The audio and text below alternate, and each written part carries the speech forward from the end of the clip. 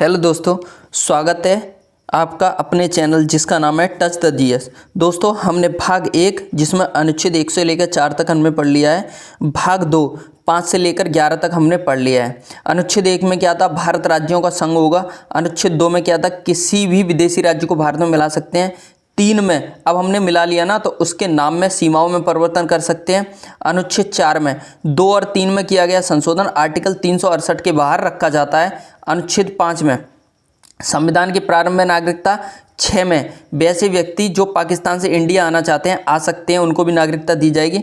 7 में वैसे व्यक्ति जो इंडिया से पाकिस्तान चले गए लेकिन लौट कर आएंगे तो उनको भी नागरिकता देंगे। 8 में विदेश घूमने पर नागरिकता खत्म नहीं होती है। 9 में आपने इच्छा से किसी दूसरे देश की नागरिकता स्वीकार कर ली तो भारत की खत्म हो जाएगी। 10 में जब तक आप कोई देश विरोधी काम नहीं करते तब तक आपकी नागरिकता बनी रहती है। 11 में नागरिकता के संबंध में संसद कानून बनाती है। यहाँ तक हमने अच्छे तरीके से पढ़ लिया था। अब हम आगे देखेंगे भाग 3 जिसको हम मूल अधिकार के नाम से जानते हैं। मूल अधिकार यानी कि इंग्लिश में फंडामेंटल राइट।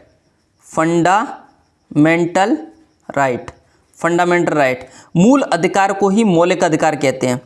कुछ लोग मूल अधिकार को ही मौलिक अधिकार कहते हैं। मौलिक अधिकार, बात तो एक ही है, मूल अधिकार बोले या मौलिक अधिकार। इसमें हम पढ़ेंगे 12 से लेकर 35 तक अनुच्छेद। हमने 11 तक तो पढ़ लिया था, अब पढ़ेंगे 12 से लेकर 35 तक। भाग 3 मूल अधिकार फंडामेंटल राइट 12 से लेकर 35 तक। जब संविधान बना था तो 7 प्रकार के मूल अधिकार थे। अब वर्तमान में 6 प्रकार के मूल अधिकार हैं। ये हम 6 प्रकार के मूल अधिकार पढ़ेंगे और उनमें 12 से लेकर 35 तक अनुच्छेद पढ़ेंगे। अब अनुच्छेद 12 की बात करते हैं। आर्टिकल 12 क्या कहता है? आर्टिकल 12 देता है राज्य की परिभाषा से मतलब जैसे सेंट्रल गवर्नमेंट है, केंद्र सरकार है, सेंट्रल गवर्नमेंट है, वो भी अपने आप में एक राज्य है। सेंट्रल गवर्नमेंट है, वो भी अपने आप में एक राज्य है। स्टेट गवर्नमेंट है, वो भी अपने आप में एक राज्य है। राज्य सरकार क्या है, वो भी अपने आप में राज्य के अंतर्गत आती है। तो सेंट्रल गवर्नमेंट हो गई, स्टेट गवर्नमेंट हो गई और लोकल गवर्नमेंट, ये भी अपने आप में एक राज्य के अंतर्गत आती है। लोकल गवर्नमेंट यानी केंद्र सरकार हो गई, राज्य सरकार हो गई और स्थानीय सरकार हो गई, ये भी अपने आप में एक राज्य के अंतर्गत आती है। आगे अगर बात करते हैं तो रेलवे बोर्ड, वो भी अपने आप में एक राज्य है, रेलवे बोर्ड। इसके बाद अगर बात करें तो एयरपोर्ट अथॉरिटी, एयरपोर्ट अथॉरिटी, वो भी अपने आप में एक राज्य है। इलेक्ट्रिसिटी डिपार्टमेंट भी अपने आप में एक राज्य है। तो राज्य की परिभाषा से मतलब बस इतना है कि वो अपने कर्मचारियों की नियुक्ति कर सकता है, उन्हें वेतन भत्ते दे सकता है, उसको हम राज्य कहेंगे। राज्य का मतलब ये नहीं है कि यूपी हो गया, बिहार हो गया, वो तो है ही। स्टेट गवर्नमेंट तो दिया है, साथ साथ में सेंट्रल गवर्नमेंट को भी राज्य बोल रहे हैं और लोकल गवर्नमेंट भी अपने आप में राज्य है और रेलवे बोर्ड भी अपने आप में राज्य है और भी कुछ चीज़ें वो भी अपने आप में राज्य है। अगर देखेंगे तो जीवन बीमा निगम है, वो भी अपने आप में राज्य के अंतर्गत आता है। ओएनजीसी है, oil and natural gas corporation, ये भी अपने आप में एक राज्य है। और अगर आगे देखें तो विश्वविद्यालय, ये भी अपने आप में राज्य है, विश्वविद्यालय। तो कहने का मतलब बस इतना है कि वो राज्य के अंतर्गत आते हैं जो अपने कर्मचारियों की नियुक्ति कर सके, उन्हें वेतन भत्ते दे सके, वो अपने आप में राज्य है। और आपके लिए कुछ नियम कायदे कानून बना सके आपके अधिकारों को सुरक्षित रखने के लिए। जैसे रेलवे बोर्ड है, अगर रेलवे बोर्ड कहीं भी रेलवे लाइन बिछाता है और रेलवे लाइन बिछाने के अंतर्गत आपकी जमीन आ जाती है तो आप तो कह दोगे कि भैया ये मेरी ज़मीन है, मैं नहीं दूंगा। जैसे ये रेलवे लाइन बिछाई जा रही है और यहाँ रास्ते में आपकी ज़मीन आ गई तो आप ये कहोगे कि ये मेरी ज़मीन है, मैं नहीं दूंगा इसको, आप एक काम करो ऐसे पुल बना लो और यहाँ पे ऐसे करके निकाल लो। तो ऐसे नहीं हो सकता है ना। तो कुछ नियम कायदे कानून आपके ऊपर भी लगाए जाएंगे, लेकिन वो लगाए जाएंगे आपकी सुविधा के लिए। तो कह सकते हैं कि राज्य के अंतर्गत वो चीज़ें आती हैं जो अपने कर्मचारियों की नियुक्ति कर सके, उन्हें वेतन भत्ते दे सके, और साथ साथ आपके लिए, आपकी सुविधा के लिए कुछ नियम कायदे कानून बना सके। जैसे एयरपोर्ट अथॉरिटी है, एयरपोर्ट अथॉरिटी के आसपास में आप ऊंची बिल्डिंग बना के खड़ी नहीं कर सकते हैं। क्यों? क्योंकि अगर जा जाएंगे तो टकरा जाएंगे, वहाँ पे लंका लग जाएगी 2 मिनट में। तो कहने का मतलब ये है कि आपकी सुविधा के लिए कुछ नियम बनाए जाते हैं। जैसे लोकल गवर्नमेंट है, आपने देखा होगा कि सुबह के टाइम पे गाड़ी आती है नगर निगम की तरफ से कचरा लेने के लिए, उसमें गाना बजता हुआ आता है, तो आप कचरा डालते हैं। तो कह सकते हैं कि आपकी सुविधा के लिए कुछ नियम कायदे कानून बनाए जाते हैं। तो राज्य की परिभाषा के अंतर्गत बस इतना समझना है कि चाहे वो सेंट्रल गवर्नमेंट हो गई, चाहे वो state government, local government, airport authority, ये तो चीज़ें हो गई कि राज्य की परिभाषा के अंतर्गत आते हैं। और साथ साथ में आपको ये भी समझना है कि कौन सी चीज़ें जिनको राज्य नहीं माना गया है। जैसे राष्ट्रीय शैक्षणिक अनुसंधान केंद्र जो है, राष्ट्रीय शैक्षणिक अनुसंधान केंद्र जो है उसको राज्य नहीं माना गया है। साथ साथ में आपने एक नाम सुना होगा वक्फ बोर्ड का, वक्फ बोर्ड। ये वक्फ बोर्ड ये भी अपने आप में राज्य नहीं माना गया है इसको। मुसलमानों के लिए जो कानून है, मुस्लिम लोगों के लिए, तो इसको भी राज्य नहीं माना गया है। ICICI बैंक, ICICI, इसको भी राज्य नहीं माना गया है। तो इसको आप ध्यान रखना, ये एग्जाम में पूछा जाता है, निम्न में से कौन से राज्य के अंतर्गत नहीं आते। तो आप इनका ध्यान रख लें, राष्ट्रीय शैक्षणिक अनुसंधान केंद्र, वक्फ बोर्ड और ICICI बैंक, ये राज्य के अंतर्गत नहीं आते, इनको राज्य नहीं माना गया है। और राज्य किन किन को माना गया है ये मैंने आपको बता दिया अच्छे तरीके से। उम्मीद करता हूँ अनुच्छेद 12 आपको समझ में आ गया होगा। अनुच्छेद 12। अब बात करते हैं आगे अनुच्छेद 13। अनुच्छेद 13 क्या कहता है? अनुच्छेद 13 बात करता है अल्पीकरण की। किसकी बात करता है ये? अल्पीकरण की। अब ये अल्पीकरण क्या होता है? जैसे अगर आपका कोई मूल अधिकार है, मान लो आपका कोई मूल अधिकार है, ये आपका मूल अधिकार है, और ये मूल अधिकार किसी दूसरे के मूल अधिकार को प्रभावित करता है, यानी उसको निम्न करता है, तो आपके मूल अधिकार पर रोक लगाई जा सकती है। आपका कोई मूल अधिकार है, किसी दूसरे के मूल अधिकार को प्रभावित करता है, तो आपके मूल अधिकार पर रोक लगाई जा सकती है। इसी को अल्पीकरण कहते हैं। मतलब अल्प मतलब कम कर देना या फिर उसको खत्म कर देना। जैसे जब संविधान बना था, संविधान, इसमें क्या बोला गया है? संविधान बनने से पहले, संविधान बनने से पहले और संविधान बनने के बाद।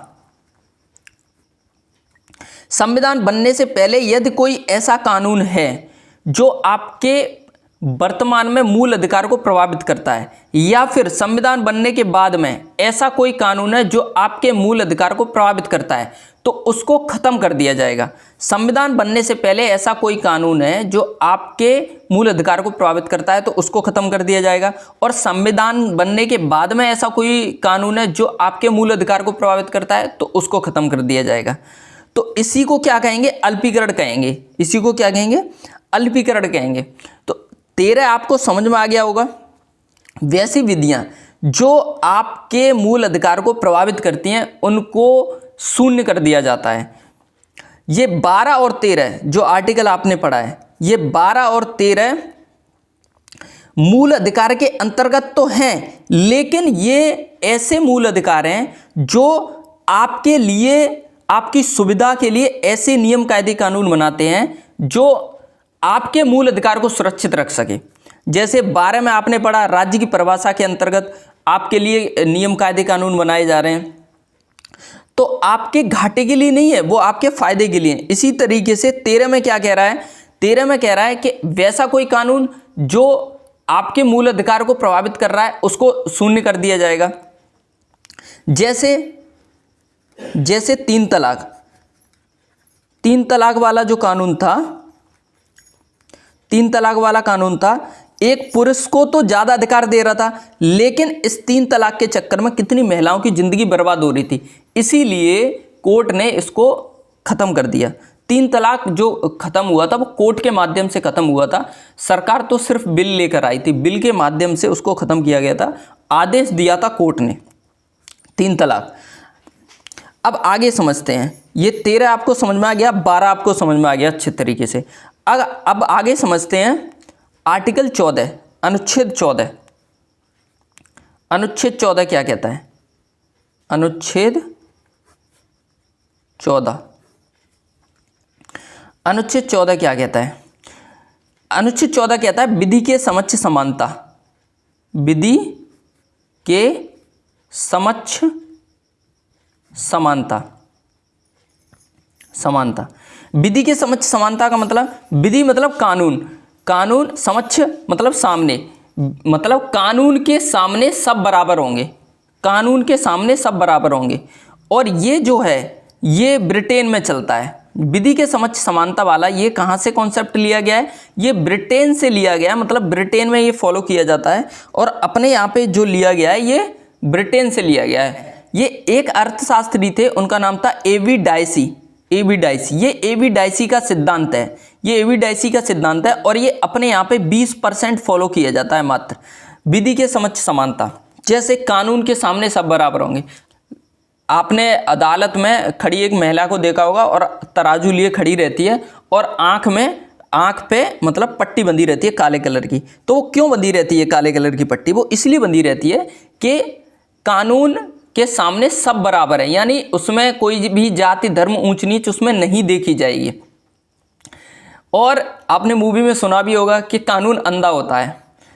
कानून वहाँ पे मूवी के लिए देखने के लिए तो ठीक है कि कानून अंधा होता है, लेकिन रियलिटी में ऐसा नहीं होता है।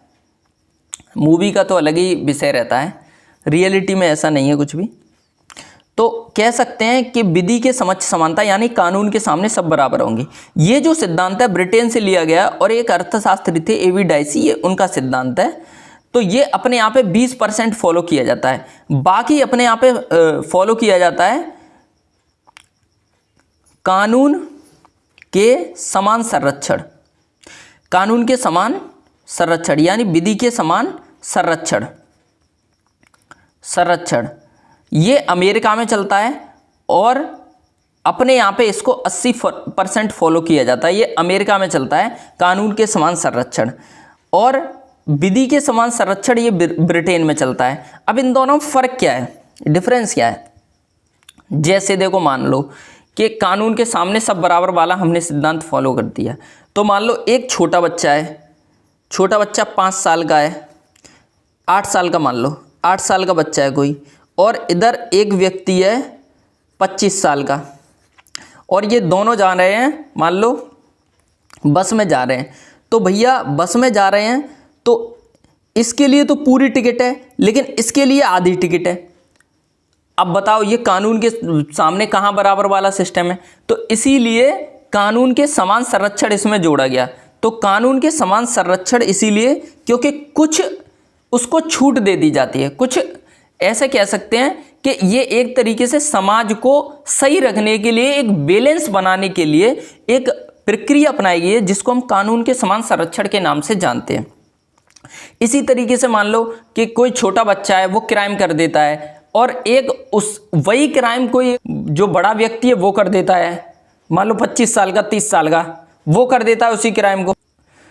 तो वो उस क्राइम को कर देता है, तो दोनों के लिए सज़ा बराबर नहीं होगी, उसको कुछ छूट दे दी जाएगी छोटे वाले को, और बड़े जो बड़ा व्यक्ति है उसको जो कानून में वर्णित है वही सज़ा दी जाएगी।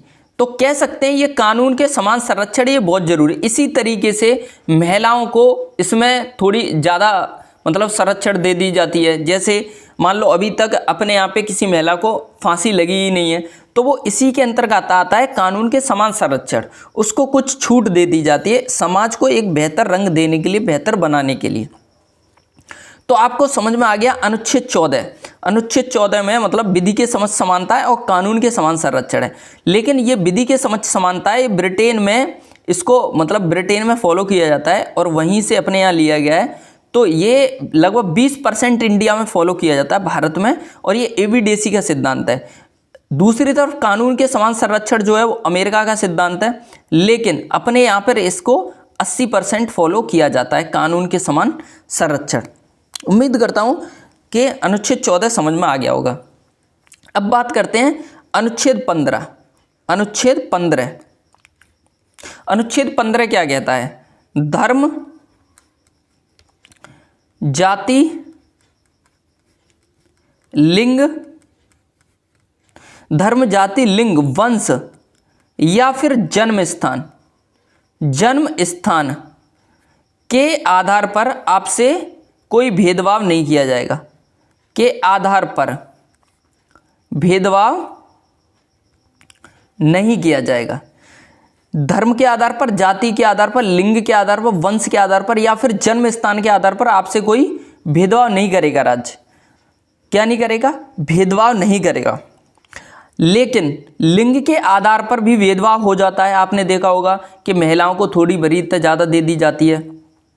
वंश के आधार पर भेदभाव अपने यहाँ पे नहीं हो सकता है। जैसे मान लो कि कुछ लोग ऐसे थे, जब देश आज़ाद हुआ था उससे पहले अंग्रेज़ों का साथ दे रहे थे, जैसे उनके जो वंशज हैं, जैसे ज्योतिरादित्य सिंधिया हैं, उन्होंने भी उस टाइम पे अंग्रेज़ों का साथ दिया था। तो क्या आज हम उनके साथ भेदभाव करते हैं? नहीं। जैसे ओवैसी है, AIMIM के अध्यक्ष, उनके जो वो थे परदादा वगैरह, उनने भी मतलब अलग देश की मांग की थी, हैदराबाद अलग बनाने की मांग की थी। तो उनके साथ भी कोई भेदभाव नहीं किया जाता है। जन्म स्थान के आधार पर भी कुछ भेदभाव देखने को मिल जाता है। जैसे कुछ इलाके पिछड़े हैं तो उनको कुछ आरक्षण दे दिया जाता है।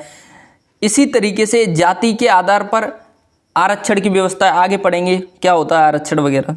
ये जैसे आपने देखा होगा जन्म स्थान के आधार पर भेदभाव, जैसे कुछ इलाके जो हैं छत्तीसगढ़ के बस्तर जो वगैरह हैं, वो इलाके बहुत अति पिछड़े होते हैं। नॉर्थ ईस्ट के भी आपने देखे होंगे कुछ इलाके, तो उनके आधार पर मतलब कुछ उनको छूट दे दी जाती है। तो इसका मतलब आप ये नहीं कहेंगे कि जन्म स्थान के आधार पर ये तो भेदभाव हो रहा है, उसको नहीं माना जाता है। क्योंकि देखो, समाज को एक बेहतर रंग देने के लिए बहुत ही आवश्यक चीज़ें होती हैं। लिंग के आधार पर आपने देखा होगा कि जैसे सेना में जैसे आपने देखा होगा कि चाइना के बॉर्डर पे मतलब अपने जवान खड़े हैं, तो वहाँ पे जो महिलाएं हैं उनको मतलब तैनात नहीं किया जाता है।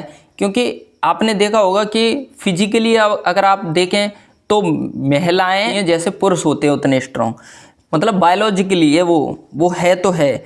तो आप ये नहीं कहेंगे कि इसके आधार पर भेदभाव नहीं हो रहा है, वो बायोलॉजिकली प्रॉब्लम है। अब अगर आप आगे देखेंगे, इसमें समझ में आ गया धर्म, जाति, लिंग, वंश, जन्म स्थान के आधार पर भेदभाव नहीं किया जाएगा राज्य के द्वारा।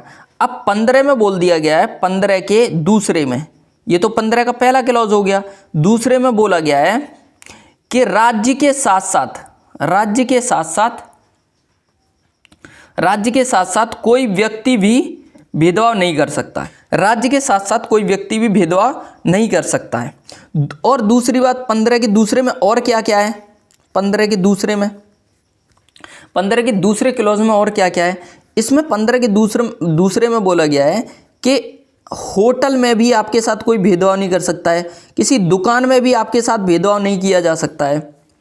दूसरी बात, आप जो राज्य निधि से यानी कि राज्य के खर्चे से जो चीज़ें चल रही हैं, अब राज्य बार बार बताने की जरूरत नहीं किसको कहते हैं, तो राज्य के खर्चे से जो चीज़ें चल रही हैं, राज्य के खर्चे से जो बनाई जा रही हैं चीज़ें, उन पे भी आप मतलब आपके साथ कोई भी भेदभाव नहीं किया जाएगा। धर्म, जाति, लिंग, जन्म स्थान किसी के भी आधार पर भेदभाव नहीं किया जाएगा। जैसे सड़क वगैरह है, सड़क है, कुआं है, कोई तालाब है, तो इन पर भी आपके साथ कोई भेदभाव नहीं किया जाएगा।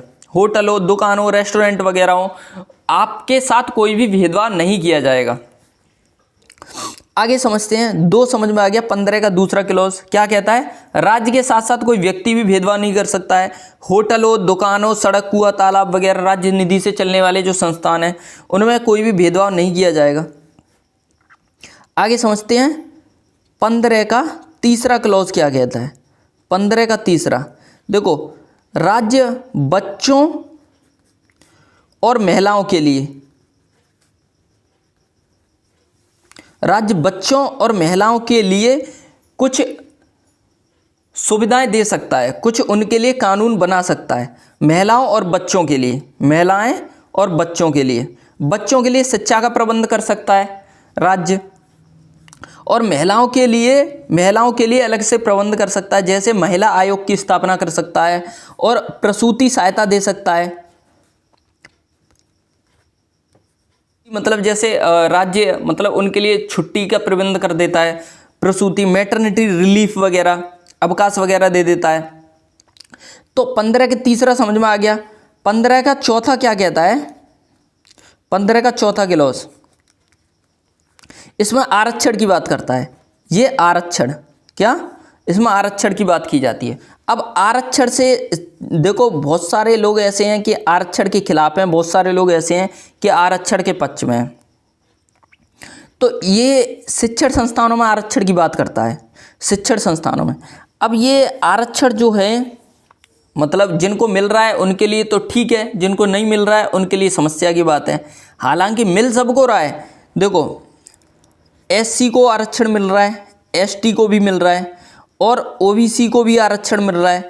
अब तो जनरल वालों के लिए भी आ गया है, सवर्णों के लिए जनरल, उनको भी आरक्षण मिल रहा है। एससी को आरक्षण दिया जा रहा है 15%, एसटी को दिया जा रहा है 7.5%, ओबीसी को दिया जा रहा है 27% और जनरल को आर्थिक रूप से 10% आरक्षण दिया जा रहा है। तो आरक्षण का विरोध यहाँ पर है। यहाँ पर कुछ लोग ये कह रहे हैं कि आरक्षण मिलना चाहिए, कुछ लोग ये कह रहे हैं आरक्षण नहीं मिलना चाहिए। तो अब जिन लोगों को मिल रहा है वो तो इसका समर्थन करते हैं, जिन लोगों को ये लग रहा है कि नहीं मिल रहा है वो इसका विरोध करते हैं। तो भैया एक बात बताओ, आरक्षण अगर खराब होता तो भाई सुप्रीम कोर्ट में जो जज बैठे हैं वो भाई तुमसे तो ज़्यादा होशियार हैं, हम लोगों से ज़्यादा सबसे होशियार हैं। तो भाई अगर खराब होता तो वो ही इसको ख़त्म कर देते। आरक्षण का मतलब ये है कि जैसे मान लो जो लोग ज़्यादा नीचे रह गए हैं उनको ऊपर लाने के लिए आरक्षण की व्यवस्था की गई है। जो लोग मतलब ज़्यादा नीचे खिसक गए हैं उनको बराबर लाने के लिए व्यवस्था की गई है। देखो, जो लोग ऊपर हैं उनको नीचे नहीं लाया जा रहा है, तुम भैया अपना ऊपर उठते रहो, क्या फ़र्क पड़ता है। लेकिन जो लोग ज़्यादा पिछड़ गए हैं उनको ऊपर लाने की ये कवायद है, उसी को आरक्षण कहते हैं। जो अभी चल रही है प्रेजेंट में मोदी सरकार, उन्होंने भी 10 साल के लिए बढ़ाया है। 2020 में ख़त्म होने वाला था, 2030 में देखो बढ़ा के आगे कर दिया है। अगर ख़राब होता तो भाई सुप्रीम कोर्ट के जज ही इसको ख़त्म कर देते, पर ऐसा है नहीं। आगे समझते हैं। देखो, 15 का चौथा समझ में आ गया। 15 का पहला क्या कहता है, याद रखना। देखो बहुत ही आसान है, कुछ इसमें है नहीं, समझने की कोशिश करो। पहला क्या कहता है, धर्म, जाति, लिंग, जन्म स्थान के आधार पर किसी से भेदभाव नहीं किया जाएगा। और जो भी भेदभाव हो रहा है वो समाज को बेहतर बनाने के लिए हो रहा है, उसमें कोई वो नहीं है। जैसे जन्म स्थान के आधार पर कुछ इलाके पिछड़े हैं तो उनको कुछ आरक्षण की व्यवस्था है। देखो, आरक्षण जो है वो धर्म के आधार पर नहीं दिया जाता, आरक्षण हमेशा जाति के आधार पर दिया जाता है। और कुछ जो आरक्षण है वो जन्म स्थान के आधार पर भी दिया जाता है। तो जाति के आधार पर और जन्म स्थान के आधार पर दिया जाता है, धर्म के आधार पर आरक्षण नहीं दिया जाता। तो पहला समझ आ गया। दूसरा क्या है, राज्य के साथ साथ कोई व्यक्ति भी आपसे भेदभाव नहीं कर सकता है धर्म, जाति, लिंग, वंश, जन्म स्थान के आधार पर। 15 का तीसरा क्या कहता है, बच्चों और महिलाओं के लिए राज्य व्यवस्था बना सकता है अलग से। बच्चों के लिए जैसे शिक्षा वगैरह की व्यवस्था, महिलाओं के लिए प्रसूति सहायता वगैरह, महिला आयोग की जो स्थापना है वो कर सकता है, आयोग वगैरह बना सकता है। 15 का चौथा क्या कहता है, आरक्षण की व्यवस्था करता है। 15 समझ में आ गया। अब आगे समझते हैं 16। अनुच्छेद 16 क्या कहता है, ये कहता है लोक नियोजन में अवसर की समानता, यानी सरकारी नौकरी में समानता होगी। क्या ये सरकारी नौकरी में समानता होगी। अब इसमें भी आरक्षण की बात करी गई है, नौकरी में समानता, सरकारी नौकरी में समानता। नौकरी में समानता, सरकारी नौकरी में समानता। इस समानता के साथ साथ जो पदोन्नति है उसमें भी समानता बरती जाएगी। पदोन्नति, जो वेतन है उसमें भी समानता होगी, जो छुट्टी दी जा रही है उसमें भी समानता होगी, और जो पेंशन दी जाएगी उसमें भी समानता होगी। तो इसमें सिर्फ ये नहीं है कि सरकारी नौकरी में समानता है, सरकारी नौकरी के साथ साथ उसमें पदोन्नति होगी, उसमें भी समान व्यवहार किया जाएगा, वेतन जो दिया जाएगा उसमें भी समानता होगी, और अवकाश जो दिया जाएगा उसमें भी समानता होगी, और जो पेंशन दी जाएगी रिटायरमेंट के बाद जो पेंशन दी जाती है उसमें भी समानता होगी। तो 16 आपको समझ में आ गया। इसी में देखो 16 में क्या है, इसी में आरक्षण की बात फिर की गई है। आरक्षण, आरक्षण जो पिछड़ा वर्ग है उनकी आरक्षण की बात की गई है। पिछड़ा वर्ग, पिछड़ा वर्ग, इसमें भी आरक्षण की बात की गई है। तो पिछड़ा वर्ग को भी 27% आरक्षण दिया जाता है। तो आरक्षण मैंने आपको समझा दिया है, पर एक चीज़ हमें समझनी होगी कि अगर आरक्षण की बात करते हैं तो अगर किसी को आरक्षण मिल चुका है, अगर उसके घर में कोई सरकारी नौकरी में जा चुका है, तो उसको अपनी इच्छा से आरक्षण त्याग देना चाहिए, लेकिन ऐसा लोग कर नहीं रहे हैं। यही सबसे बड़ी दिक्कत है कि जिनको मिल रहा है वो ये सोच रहे हैं कि उनको मिलता जाए और ज़्यादा वो लाभ उठा पाएँ, इस चीज़ का वो और ज़्यादा लाभ उठा पाएँ। 16 समझ आ गया। 17 में बात करते हैं। 17 में क्या है, इसमें बोला गया है अस्पृश्यता का अंत, अस्पृश्यता का अंत, अस्पृश्यता का अंत का अंत, यानी कि आप किसी से छुआछूत नहीं कर सकते हैं, आप किसी से छुआछूत नहीं कर सकते हैं।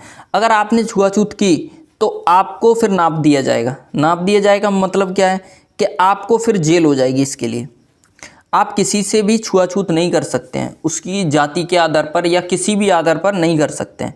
लेकिन इसमें कुछ कंडीशंस हैं। इसमें कंडीशन क्या है, जैसे मान लो किसी को वायरल डिसीज़ है तो आप इस आधार पर कर सकते हैं। वायरल डिसीज़ है किसी को तो आप इस आधार पर जरूर मतलब छुआछूत कर सकते हैं, लेकिन जाति वगैरह के आधार पर आप नहीं कर सकते हैं। जैसे कोरोना वायरस आया था तो कितने लोगों ने छुआछूत की, कितने लोग दूर भाग रहे थे। कोरोना वायरस, तो कह सकते हैं कि वायरल डिसीज़ जो होती हैं उसके आधार पर आप ज़रूर कर सकते हैं छुआछूत, लेकिन जाति वगैरह के आधार पर आप नहीं कर सकते। और 18 में क्या है, 18 में बोला गया उपाधियों का अंत, उपाधियों का अंत। आप कोई भी उपाधि नहीं रख सकते हैं। जैसे पहले के राजा महाराजा थे वो उपाधि रखते थे, रॉय वगैरह की उपाधि नहीं रख सकते हैं, महाराज वगैरह की उपाधि नहीं रख सकते हैं। जैसे ज्योतिरादित्य सिंधिया महाराज वगैरह की उपाधि, उनको महाराज आज भी बोला जाता है, लेकिन उपाधि आप नहीं रख सकते हैं, सरनेम के रूप में यूज नहीं कर सकते हैं, ये कह सकते हैं। दूसरी बात ये है कि आपको जैसे भारत रत्न मिला है तो आपको भारत रत्न मिला है, आप भारत रत्न रख सकते हैं, लेकिन भारत रत्न को आप सरनेम के रूप में यूज नहीं कर सकते, ठीक है। सेना से संबंधित उपाधि आप रख सकते हैं, सेना से संबंधित, जैसे आपने देखा होगा ब्रिगेडियर, ब्रिगेडियर जैसे एक मूवी आई थी उसमें नाम रखा था उनका ब्रिगेडियर सूर्यदेव सिंह। तो पुलिस वगैरह में रख सकते हैं, जैसे दरोगा वगैरह ये बोलते हैं, उसमें भी आप रख सकते हैं। सेना से संबंधित रख सकते हैं। और शिक्षा से संबंधित जो उपाधि हैं, डॉक्टर वगैरह लगाते हैं, शान से लगाओ भैया, कोई दिक्कत नहीं है, तो शिक्षा से संबंधित भी उपाधि रख सकते हैं। तो कहने का मतलब ये है कि आप उपाधि रख लो, जैसे भारत रत्न मिला है, आप भारत रत्न ये जरूर कह सकते हैं कि आपको भारत रत्न मिला है, लेकिन आप उसको सरनेम के रूप में यूज नहीं कर सकते हैं। तो सेना से संबंधित रख सकते हैं, शिक्षा से संबंधित रख सकते हैं। तो इतना आपको समझ में आ गया उपाधियों का अंत। अब इसमें उपाधियों का अंत में एक चीज़ और समझनी होगी, जैसे किसी विदेशी देश से उपाधि मिलती है तो आप उपाधि रख जरूर सकते हैं, लेकिन उसके लिए विदेशी राष्ट्र से उपाधि रख सकते हैं, विदेशी राष्ट्र से, लेकिन उसके लिए आपको राष्ट्रपति से अनुमति लेनी पड़ेगी, राष्ट्रपति से अनुमति लेनी पड़ेगी, राष्ट्रपति से अनुमति लेनी पड़ेगी। तो आपको ये 18 समझ में आ गया। आर्टिकल 12 पढ़ा, 13, 14, 15, 16, 17 और 18 ये आपने पढ़ लिया। 12 में क्या है, राज्य की परिभाषा है, राज्य की परिभाषा। 13 में क्या है, अल्पीकरण है, अल्पीकरण। 13 में क्या है, अल्पीकरण है। राज्य की परिभाषा है 12 में, 13 में अल्पीकरण है। राज्य की परिभाषा मैंने आपको बता दिया है, सेंट्रल गवर्नमेंट हो गई, लोकल गवर्नमेंट हो गई, या फिर स्टेट गवर्नमेंट हो गई, एयरपोर्ट अथॉरिटी हो गई, रेलवे डिपार्टमेंट हो गया, तो उसमें वो राज्य के अंतर्गत आते हैं वो सभी। अब मैंने बता दिया जो राज्य के अंतर्गत वो सभी अपने कर्मचारियों की नियुक्ति कर सके, उन्हें वेतन भत्ते दे सके, उसको राज्य के अंतर्गत लिखते हैं। और क्या क्या राज्य के अंतर्गत नहीं है वो मैंने आपको बता दिया है। अल्पीकरण का मतलब होता है कि अगर आपका मूल अधिकार है किसी दूसरे के मूल अधिकार को प्रभावित करता है तो उसको खत्म कर दिया जाता है। 14 में कानून के सामने सब बराबर होंगे, लेकिन कानून के समान संरक्षण ज़्यादा फॉलो किया जाता है। 15 में धर्म, जाति, लिंग, जन्म स्थान के आधार पर भेदभाव नहीं किया जाएगा। 16 में लोक नियोजन में अवसर की समानता, यानी सरकारी नौकरी में समानता है। 15 में 16 में आरक्षण की व्यवस्था की गई है। आरक्षण के बारे में मैंने बता दिया, देखो इसमें ज़्यादा टेंशन लेने वाली बात नहीं है, अगर कोई दिक्कत आएगी तो सुप्रीम कोर्ट है। 17 में छुआछूत नहीं कर सकते हैं, लेकिन वायरल डिसीज़ के मामले में कर सकते हैं। 18 में उपाधि नहीं रख सकते हैं, लेकिन शिक्षा और सेना से संबंधित उपाधि रख सकते हैं। भारत रत्न मिला है तो ये जरूर कह सकते हैं आपको भारत रत्न मिला है, लेकिन उसको सरनेम के रूप में यूज नहीं कर सकते। तो देखो एक चीज़ समझो, 12 और 13 जो है वो आपके लिए कुछ व्यवस्था बनाता है। मतलब आपके लिए अगर सरकार कोई ऐसा कानून लेकर आती है जो आपके मूल अधिकार को छीनता है तो वो 13 के माध्यम से वो खत्म हो जाता है। और 12 में क्या है, राज्य की परिभाषा है कि राज्य किसको बोला गया है और आपके लिए क्या क्या सुविधाएं दे सकता है, वो क्या क्या नियम बनाए जा सकते हैं। तो ये तो 12 और 13 तो ये आप ही के लिए हैं। लेकिन इसके अलावा देखो 14 में क्या है, 14 में मैंने आपको बता दिया है कानून के सामने सब बराबर होंगे, यानी इसमें भी समानता की बात करता है, समानता। इसमें 15 धर्म, जाति, लिंग, जन्म स्थान के आधार पर भेदभाव नहीं किया जाएगा, यानी कि सब समान है, इसमें भी समानता की बात करता है। 16 में लोक नियोजन और अवसर की समानता, इसमें भी समानता की बात कर रहा है। 17 में क्या है, छुआछूत नहीं कर सकते, यानी सब समान है, इसमें भी समानता की बात करता है। 18 में उपाधियों का अंत है, यानी कोई भी उपाधि वगैरह नहीं रख सकते, यानी कि सब समान है, तो इसमें भी समानता की बात करता है। तो कह सकते हैं कि आर्टिकल 14 से लेकर 18 तक ये समानता का अधिकार है। आर्टिकल 14 से लेकर 18 तक क्या है, समानता का अधिकार, समानता का अधिकार। तो अभी वर्तमान में 6 मूल अधिकार में से आपने एक मूल अधिकार पढ़ लिया, समानता का अधिकार, जो 14 से लेकर 18 अनुच्छेद हैं जिसमें समानता का अधिकार आपने पढ़ लिया। अब आगे कल हम पढ़ेंगे, इसमें पहला मूल अधिकार हो गया, दूसरा मूल अधिकार पढ़ेंगे स्वतंत्रता का अधिकार, स्वतंत्रता का अधिकार। आगे पढ़ेंगे स्वतंत्रता का अधिकार, और इसमें पढ़ेंगे 19 से लेकर 22 अनुच्छेद, 19 से लेकर 22 तक, 19 से लेकर 22 तक। तो स्वतंत्रता का अधिकार। ये वीडियो थोड़ी लंबी हो गई है, आगे से कोशिश करूँगा कि वीडियो ज़्यादा लंबी ना हो। आज के लिए बस इतना ही, मिलते हैं नेक्स्ट वीडियो में, तब तक के लिए जय हिंद।